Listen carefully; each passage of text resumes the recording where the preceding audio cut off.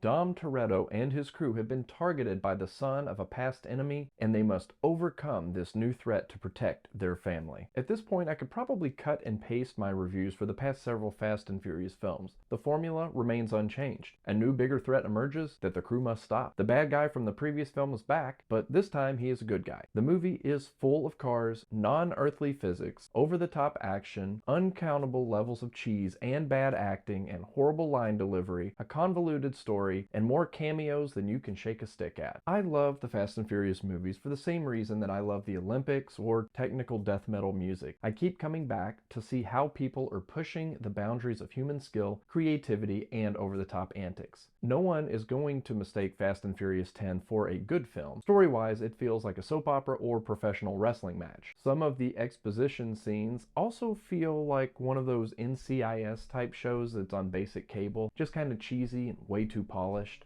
The stories are twisted until they are almost unrecognizable and impossible to follow. The cast of characters has taken a very Mortal Kombat approach. We started off with a small, manageable cast with minimal backstory, but over the course of decades of success, those characters have grown into something unrecognizable to the original source material. Backstories have been fleshed out, and the cast of characters is so large it's impossible to keep up with. Even if a main character dies, there's a good chance that they're going to be back soon. Now, Paul Walker was the heart of the Fast and Furious films in my opinion, and his real-life death negatively impacted the entire franchise. However, each movie since his send-off in Part 7 has honored him in some way, and every time they do, I get a little bit emotional. At this point, the cast is too big, which means that none of them get the screen time that they deserve. Many of the cast have now been reduced to cameos. In Fast 10, we get our biggest cast yet, including 4 Academy Award winners. Unfortunately, because of the large cast, I am assuming there were schedule conflicts, and that means that our main cast is not featured in scenes together nearly as often as I would have liked. There are 4 separate stories going on at once, and when the film ends, we are left wondering what's going to happen next in each of those 4 stories. And for the first time in the entire series, the film does not stand on its own. It is part of a bigger story, and will be concluded in 1 or 2 additional movie installments. And I am glad that John Cena is back. Between him and Dwayne Johnson, the professional wrestlers have added a lot of muscle and charm to the Fast and Furious franchise.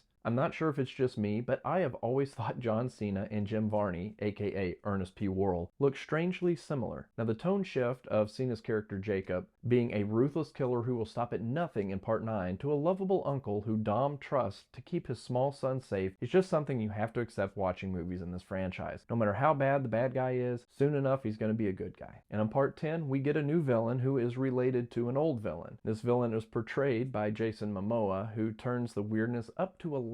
He dresses like a combination of Aladdin and the Genie, and he acts like a more flamboyant Captain Jack Sparrow mixed with Jared Leto's Joker. I know he is getting a lot of praise for how crazy and over-the-top his character is, but I think I would have liked him even more and feared him even more if he toned down the crazy about 25%. That being said, the toenail painting scene may be the most WTF moment in the entire franchise, and I think that risk really paid off and would like to see more moments like that in the future. I've long since given up hope that the stories are going to make sense and just enjoy watching the large, over-the-top action spectacles. While I wish they went more practical and less CGI, like the Mission Impossible films, I guess it is impossible based on how over-the-top the imagination of the writers of the Fast and Furious films are. The opening action set piece featuring a large bomb was so much fun. I didn't see how they were going to top it later in the film with the climax, and in my opinion they never really did top it. That was the best action scene in the movie. Now, I always look forward to these movies, even though they are just loud, over-the-top testosterone matches. I have enjoyed that the last couple of films have toned down the sexism and given the female characters more action scenes. Now, even though it felt like Vin Diesel wasn't fully committed to his role this time around and all he did was just talk in a really gruff voice the entire time, I'm still looking forward to how our larger-than-life cast of characters is going to get out of the impossible situation Fast 10 puts them in.